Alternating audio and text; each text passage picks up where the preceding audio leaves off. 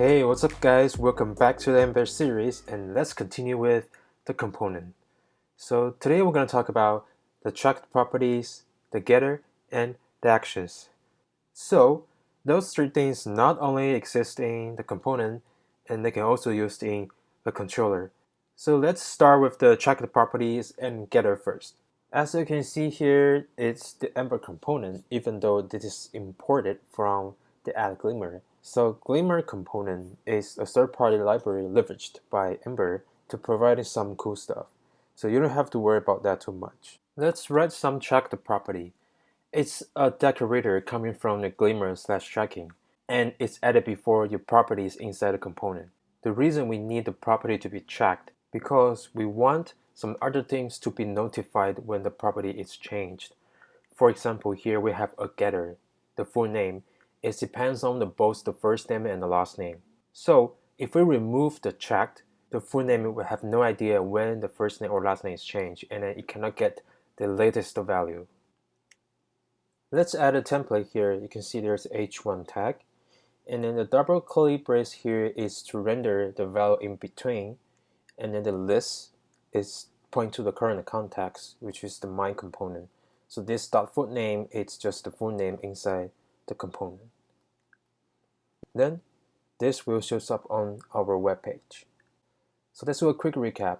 When our component initialized and the first name was assigned with the value which is Sean, and then the full name get notified and it get the latest the first name and the last name, and it renders in the template which shows up on our web page. So if we update the first name, since everything is tracked and up to date, the web page will change accordingly. So next, let's talk about actions. So here is a basic component again, and then we add a very simple tracked property. So what is action? The action is a method or function which can be used in the template. So the only way to differentiate between the action and then the regular method is it has the action decorator. Just like the tracked property, you need to add these things before your function. So here we add a very simple action that to increment the numbers in here. Let's look at the template. So we have a h1 tag to render our result, and then a button here to trigger the action. So the first thing in the curly brace, it's on. It is the Ember helper, which help us to trigger the event. And we're going to talk about the helpers in a future tutorial. And the second argument here is the event name, which is a click. So we trigger the click event. And then the last one is the action that we defined. Let's do a quick demo to see how we're going to use the actions. You may notice the EmberJS component doesn't come with the JavaScript file, so we have to create it separately. So let's do EmberJS component class product. Then we go into the JavaScript file to create the tracked property and the functions. And in the template, we're going to add the h1 tag and also the button. After save, let's run our app. Let's back to the home page. And you can see the number and also the button. So if you click on the add, the number will increase by 1. So what happens if I remove the action? It's going to throw an error to ask you to add action decorator. So what happens if we remove the check? It's also going to show some error. Ask you mark the property as checked. So let's remove this. And let's talk about the properties and arguments. So the property is the variable defined within the current class, and then the argument is something passed from the parent component. So for example here, we're at the parent.hbs, which is the parent template, and then we have the child component defined in here. And as you can see here, we pass the prop b into the child component, but since it's an argument, we need to add an add sign before the prop b. And then in the child components, we wanted to render the value of the things we defined. So for the prop a, you can just do this dot prop a, because prop a is from the child component itself, but prop b is from the parent, so we need to add an add sign before it. Let's continue our project and go to the item details page. What we want to add in here is the different color for the same product. So let's go to product/details to add the color section. So for this headphone, we have two colors. One is the red and another one is the black. Then we need to go to the style sheet.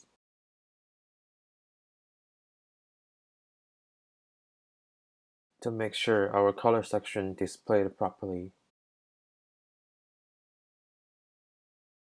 We want to add such a functionality. When we first landing on this page, the color default to red, but if we click on the black, the image will change to the black headphones. Since the color section is in the product/details and images is in the product/image, we need to control this data inside the parent component, which is the item route. So let's create a controller for the item route.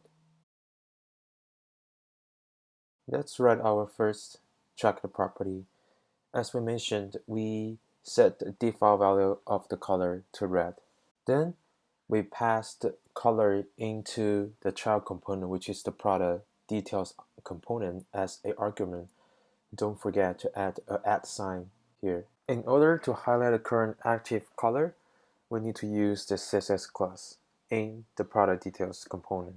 Since the color is passed from the parent component, which is the argument, so we need to add an @ sign here as well. After that, we need to add the corresponding styles to make it functional.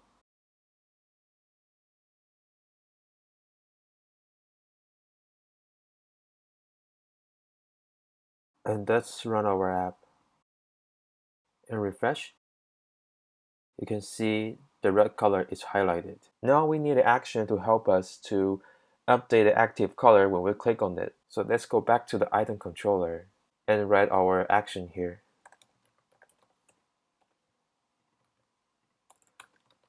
Let's call on change color. And here we need an argument, the new color. And then we're going to change the current color into the new color. Similarly, we need to pass this action down to the product details component and invoke over there. And let's go back to the product details component to trigger the action. Additionally, we need to let the parent know which color we're going to change. So we need to give it a value. In order to do that, we need to use another helper function from Ember. It's the function helper. So we do a fn here, and then red. And we do similar stuff for the black color. So now if we click on the black, the black color will be activated. And if we click back to the red, this will be active. The next thing we're going to do is to update the image when the color changed. So we need to import the black headphone image. Since image depends on the color, and color is defined in item, so we need to define our product image over there as well. So let's go to the item.js and write the getter function. And here we're going to return a string, which is the source of the image, and then it's constructed with the color.